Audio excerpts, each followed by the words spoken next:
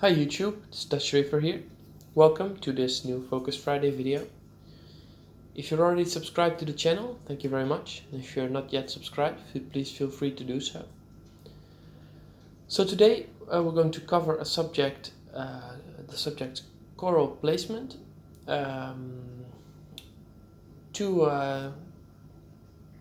in two parts. The first is a more general explanation on how to place the corals in your reef tank and how to combine that with your reef scape. And the second subject is mixing and matching the colors of the corals.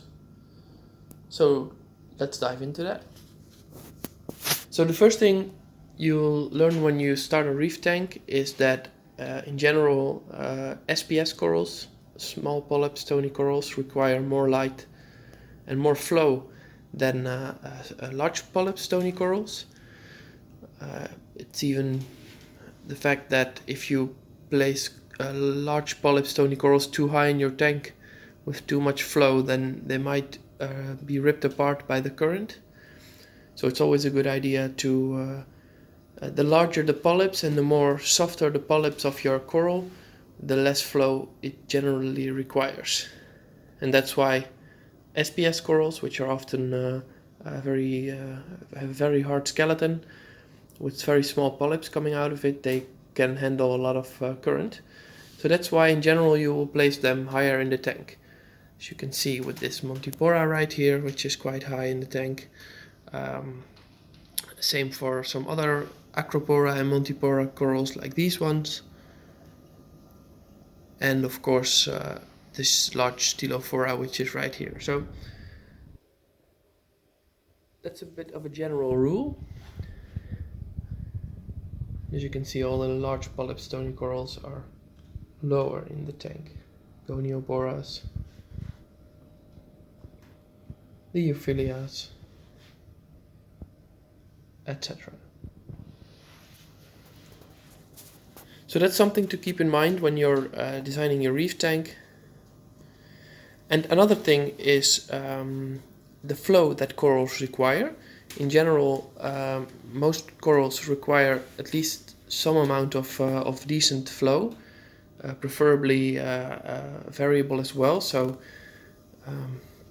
not always the same kind of flow, because then they might grow in a certain direction, or some parts of the coral might not get enough flow.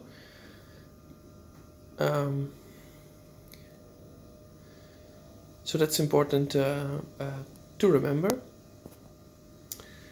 And the way to achieve a good flow is to create a bit of an open reef scape. So as you can see in my tank, I have built the tank around 4 pillars, which is one right here, one right here, one right here, and one in the far right. These are all connected through pieces of rock, like here and here. So 4 main pillars and 3 connecting parts, and that will create a nice open reef scape, which will make sure that the current in your tank can reach even the hardest areas, hardest to reach areas.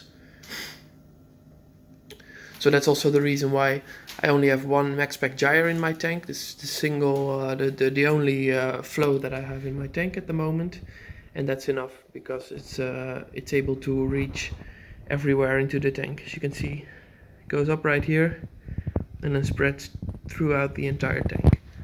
That's combined with this lock line, which is attached to my inlet, so it comes out both ways, both here and here. So flow, light, creating an open reef space, these are all very important factors when placing the corals in your tank. And another thing which I think is important for having a nice looking reef tank is that you mix and match the corals in a way that they are, it looks a bit natural, of course, but also the colors are divided nicely along the tank. So For example, if you have a lot of green corals or a lot of red corals, be sure to spread them across your reef scape and don't put them all in one place, because the more spread out they are throughout the tank, the more they will pop out, and the more you will notice the corals each individually. So, for example, when you look at the color bright neon green, yellow, then here's this Caulastrea, which is on the top right. Then there's this leather soft coral, which is right here, and then somewhat to the left, on the left pillar, there's this Goniopora. So that way, they will each stand out in their own way, and they will not be hidden in plain sight because they're all together. So the same goes for most of the colors in your tank. So always try to keep colors between the same color. So, for example, let's see if I can make a good example.